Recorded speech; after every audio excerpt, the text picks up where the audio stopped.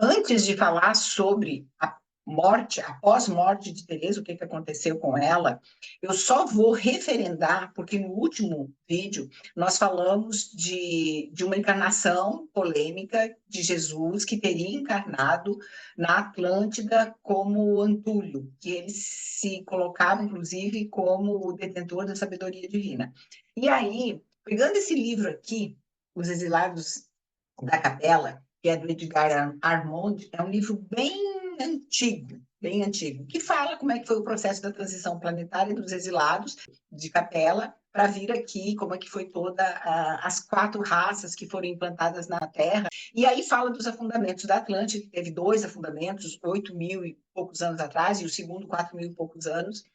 E aí, nesse livro, em algum momento, aqui, na página, mais especificamente 70, eu vou ler só para confirmar aquilo que foi falado, que Maria Madalena relatou, como Teresa d'Ávila, que Antúlio e Jesus se transformavam na mesma pessoa. Então, ele fala assim, ó, na Atlântida, tá? Segundo consta de algumas revelações mediúnicas, ali encarnou 2 vezes sob os nomes de Anfion e de Antúlio, o Cristo planetário. Como já o tinha feito anteriormente na Lemúria. Então, ele vai além, ele já diz que esse Cristo planetário encarnou na Lemúria, sob os nomes de Numu e Juno, e como o faria mais tarde na Índia, como Krishna e Buda, e na Palestina, como Jesus. Então, aqui, nesse parágrafo, ele confirma as encarnações desse Cristo planetário, que foi o que Maria Madalena relatou no livro Perdoa-te, tá? Então, era isso, só para confirmar que nós temos 2 livros que falam a mesma coisa em relação a Jesus e a Antúlio. Então, agora nós vamos ao que aconteceu com Teresa d'Ávila depois da sua morte.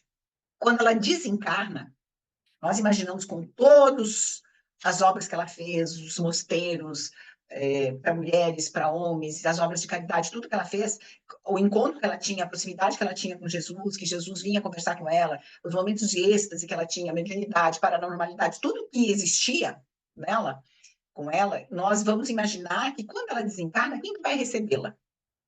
Nós imaginamos que é Jesus, né? Mas não é isso que acontece. Quando ela desencarna, ela não vai imediatamente ao encontro de Jesus. Então, ela relata exatamente assim, como eu vou passar aqui, é o relato que ela coloca no livro, tá? Que ela sai voando, voando, voando, e diz que ela só seguia na escuridão. Ela foi volitando, voando nessa escuridão, até que ela vai num fundo de um precipício, de um abismo mesmo, e de lá, o que ela faz? Ela vai lá resgatar Judas. Lembra que em um momento, nós falamos lá atrás, que Judas não foi enforcado, Judas não teve esse tipo de morte, ele se atira desse abismo depois da traição que ele faz a Jesus, e que Maria Madalena, da época, Maria Madalena tinha um ódio mortal de Judas, depois eles tiveram uma vivência, em uma das vidas Judas vem como mãe inclusive dela, e ela já está na encarnação, veja bem, isso aconteceu lá na época de Jesus, como Maria de Madalena, agora nós já estamos como Teresa d'Ávila, e ela, quando ela desencarna, ela vai naquele fundo daquele abismo, onde Judas ainda se encontrava, e ela resgata Judas no meio dos espinheiros, dos espinhos, todo ensanguentado ainda, e ela fala assim, como se fosse a reconciliação dos dois, definitiva. Ela relata, eu vou ler, voava, literalmente, voava, com uma ideia fixa, convicta que ia, mesmo sem saber onde, terminaria minha viagem naquele momento. Não podia saber se subia ou se descia, só pensava em chegar. E cheguei. Cheguei até o fim do abismo insondável, onde encontrei meu irmão Benjamin, porque Teresa recebeu o Benjamin como seu irmão mais novo, que tinha uma verdadeira adoração para ela. Judas já tinha uma adoração por Maria Madalena, então o Judas vem como reencarnação de Benjamin. Cheio de sangue, e disse-lhe satisfeita, venho buscá-lo, venha comigo, e abandonemos o abismo de onde só brotavam espinhos. E encontramos numa luz intensa, que permitiu que nos olhássemos tal como éramos. Contemplei meu irmão e disse-lhe, Você e eu somos dois culpados.